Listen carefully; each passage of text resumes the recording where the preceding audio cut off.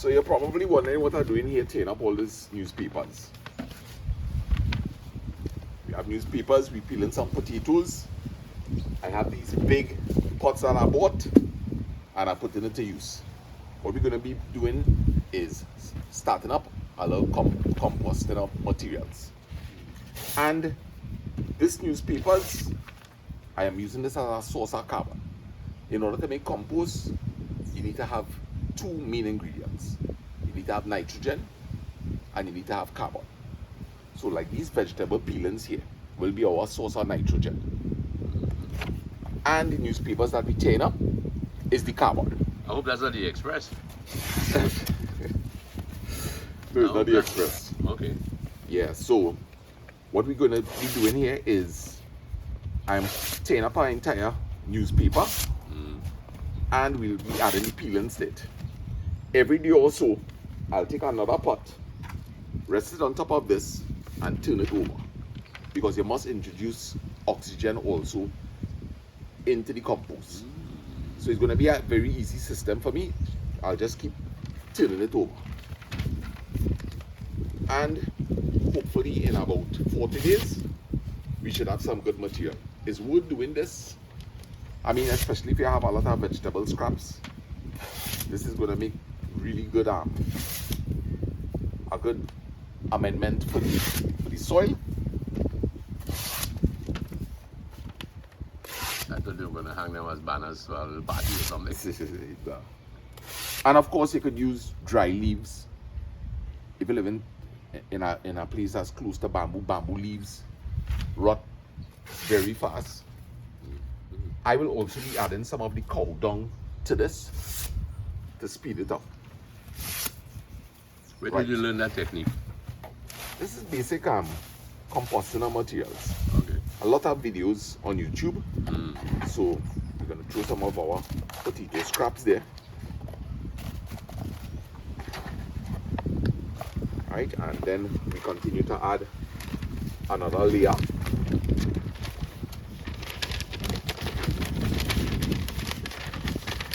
Now when you go and you buy things like chicken manure, horse manure, and in that case I will have the pure cow dung there. Right? This is a very fast way to cure that material.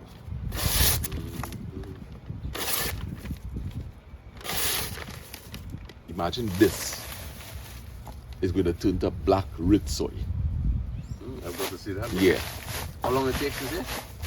This should take us, if I work on this fervently, in about 40 days, we should be able to get some material to use. So all our vegetable scraps, we will start to throw it into this. Alright, I had some here from before. I'll add it in to break it down quickly.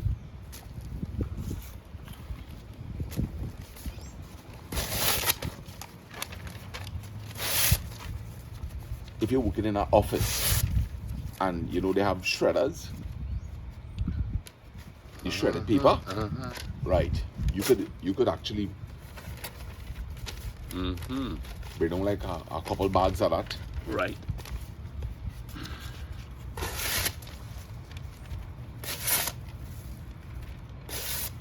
And of course, if you're patient, you could tear this up thinner. But I ain't that patient. Yeah.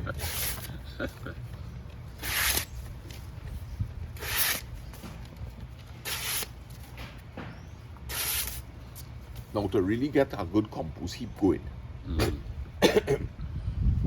you're looking at basically like if it was a cube, you're looking at something 3 feet by 3 feet. Okay. That'll be enough stack material to start to really cook that manure. But in this case here, we don't have that kind of space and luxury. So we just using, you could use pigtail buckets. You could get those blue barrels, cut them in half. Okay, so now I am just going to give this a little wetting.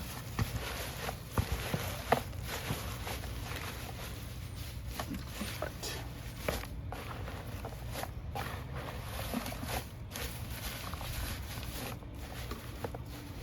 you want it basically damp, not soaking wet.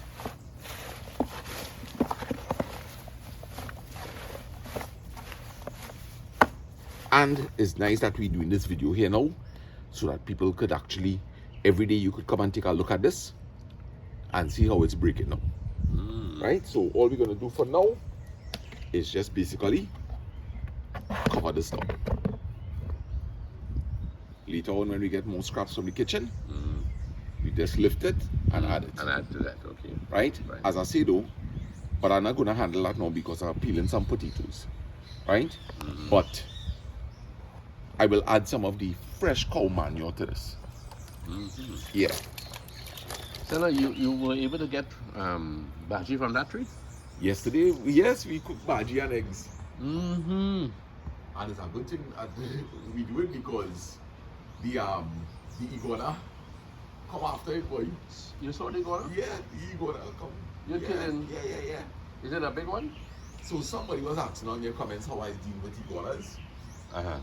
I can't remember, but go ahead. Yes. So I will as soon as I have it figured out, Yes. I will post up what I did about it. What about the pot? Well, I was thinking about the POT method. Yes. With the CURRY. Yeah. Yes. Yeah. Very good. And your lettuce this morning looks pretty good, eh? Beautiful. I was able to harvest some of the fine thyme also. Okay. So we made a nice big bottle of grind seasoning, a clip from everybody. Right. So in a matter of 2 weeks time, I began harvesting. Okay. And I have a lot of plans set for a next rotation. I have them in pots in the meanwhile. So the garden is growing. I see you have emptied that first Yes. that first trough, is it? Yes, and I'm glad they bring up that. What happened is that, well, as I mentioned in a previous video, it's the first time I'm planting in a trough. And the soil was really a bit too heavy. Okay. So I need to incorporate a lot of perlite. Perlite? Yeah, Okay. and more compost What into is the perlite? material. Perlite is a material that helps aerate the soil and also actually help with the weight of the soil. Okay. Yeah. Okay. Very good. So we're going good. I see you have extended your garden there. Yes. That plot there. So we will have a nice pak choy bed here. Right? I have 2 sweet peppers. This is? This is pak choy. Right. So I have, now I'm gonna wait for these to grow up a bit. I don't want to be harvesting all the pak choy at once. So I have enough space there. I'm giving these 1 week again. Then I will plant the balance here. Okay. So by the time we finish reap here, these will be ready. And here will be replanted. So what is this white stuff you have put there? This is limestone, Limestone. and that's to control the pH of the soil. What is the pH, my friend?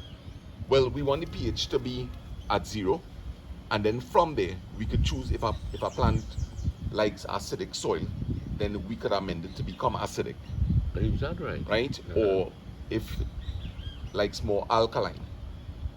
So what you're doing here is basically you're balancing the soil, Yeah. right? Because what happens is, especially in serious agriculture, what happens is that after a while of using fertilizers, the soil may become acidic.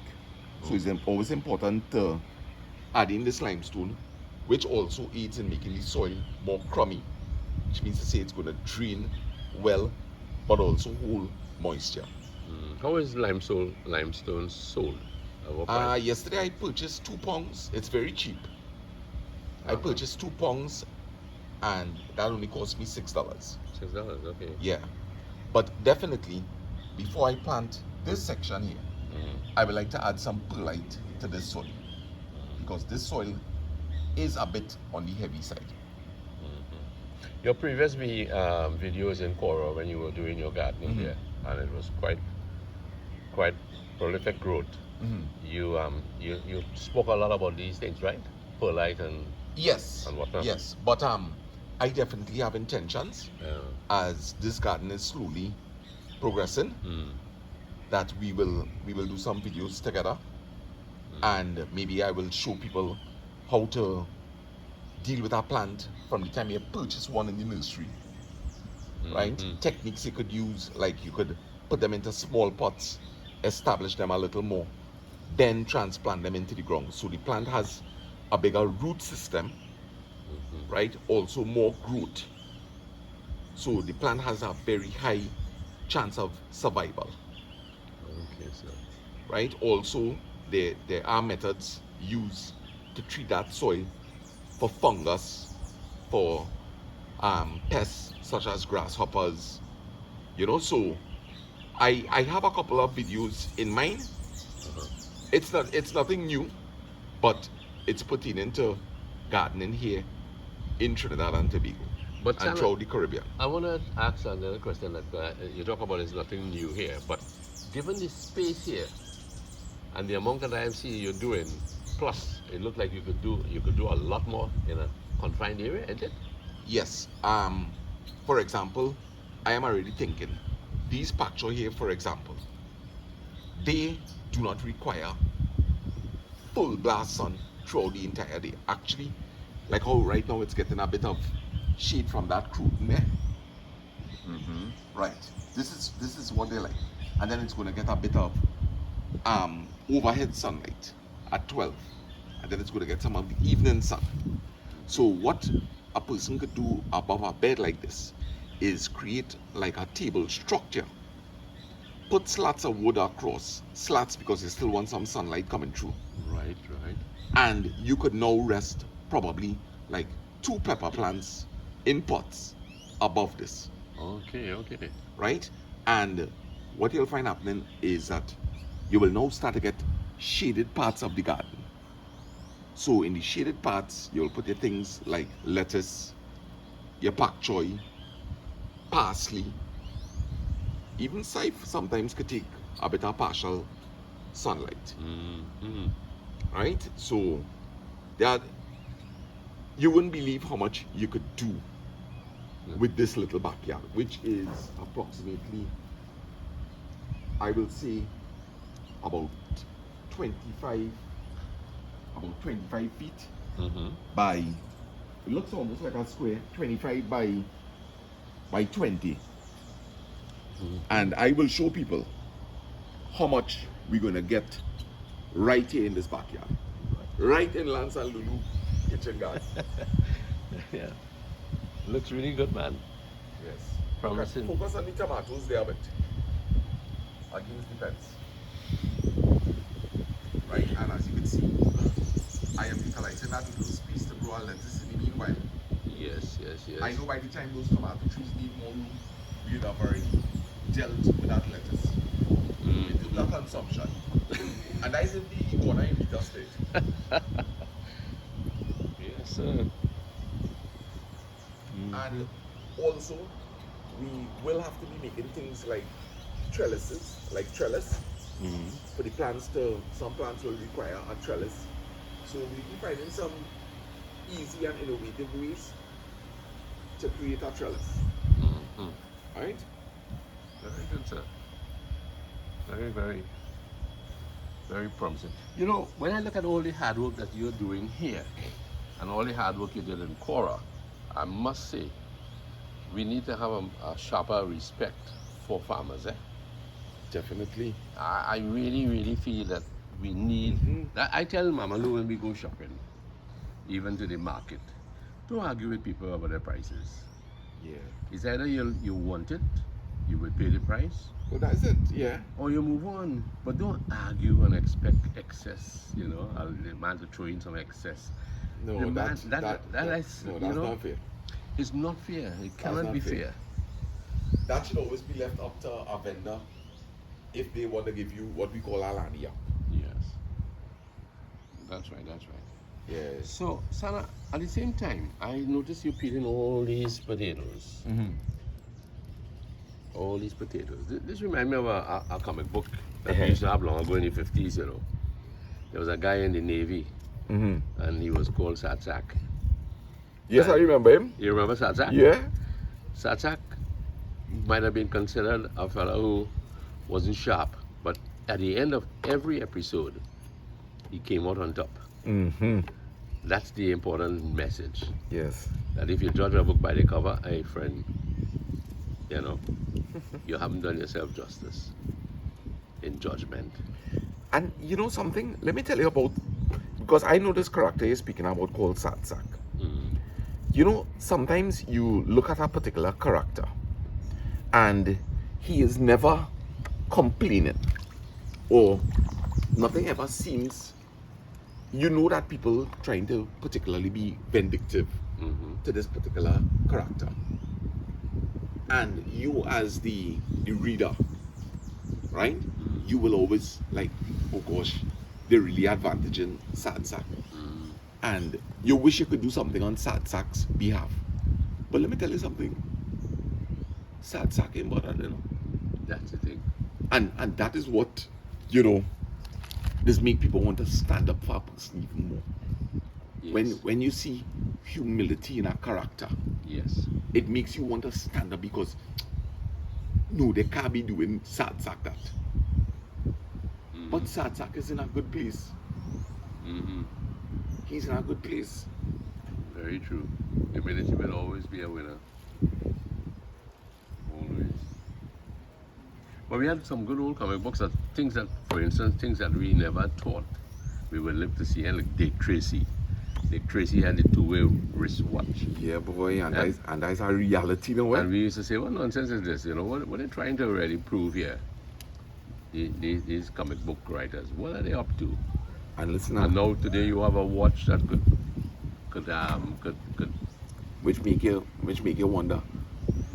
You think you don't have scientists working on teleporting people like in Star Trek? tell me that. They're definitely working on that. And who knows? They probably already have the technology. Well, listen to me. I was young when I went to see a movie called The Fly. They tried several remakes of The Fly. But you know the idea is they're talking about teleporting. This gentleman had made, this scientist, he had this cubicle. And there were some wires running to another cubicle. And he was trying to show that you could teleport from one location to the next. Right. Okay? And travel would have been, of course, innovative. And it was going to be breaking down the, I guess we could call it atoms in the body. I don't know if the body has that. I mean, I'm not scientific. But yeah, something had to happen. Right. Yeah. And then it's going to be, what's the word? You transport it from here into the next cubicle. And, you know, it comes together again. And it was succeeding. But a fly got in To the chamber. to the chamber just as the machine was transporting all these elements from the body, all these particles, right? My goodness. And the fly ended up with his human head, and he ended up with the fly's head Oh, shucks. on a human body. But that was years ago. You're So they talking end up about. mixing. They mix it. He was complete, you know, suit everything in the other cubicle. Yay. So they realized that they had to kill this man, but they also had to kill the fly. But let me ask you something. So the fly ended up with the human head. Yes. So the fly was able to now think like a human. The fly, listen to how it worked out. They had to kill the guy who had the fly's head. Because he Well, thinking like a fly. He's a fly. Yeah. If he have the head of a fly, he's the fly. So anyway, they killed it. But they went into the garden and they saw the fly. And when the fella took up the big stone to kill the fly was saying, "Help me, help me, help me." And he smashed it. Oh, I think it got caught in a spider's web. I think that's how it ended. And the spider was coming towards the fly. Oh, now he bawling, help me, And help me. he was shouting, "Help me, help me, help me." And that's how it ended. It ended like that. Yes. Right. So rather than that was creative for the writer. But look That at rather years than ago. rather than the human, Yeah. a human kill Yes. the fly with the human head. He got a spider to most likely. Yes. Yes. But the spider died along with the fly, eh? Yeah. Crushed both, right? So now my neighbor is telling me this morning here, he's telling me that artificial intelligence has gone to the place where robots can now make robots. Well, yes. So while we have the human element, let me peel some more potato, yes? Yeah, well, we go deal with that back there. Yeah, man. Yeah. Well, thank you very much for these tips this morning. Yes, like no problem, man. Later on, we can talk about some more old comic books like Phantom and Mandrake and Blondie. Right? Yeah. You know, comic books that people never, these youngsters will never know today. Yeah? Yes. Well, we setting up the lotus outside today, Uh-huh. right? We doing some cooking. Mm-hmm. We have some family coming across. So to ease up the kitchen, I'm going to set up the lotus that we could boil this potato outside here. Mm-hmm. Yeah. Very good, sir. Look forward to that. Nice, man. Thank you. You're welcome.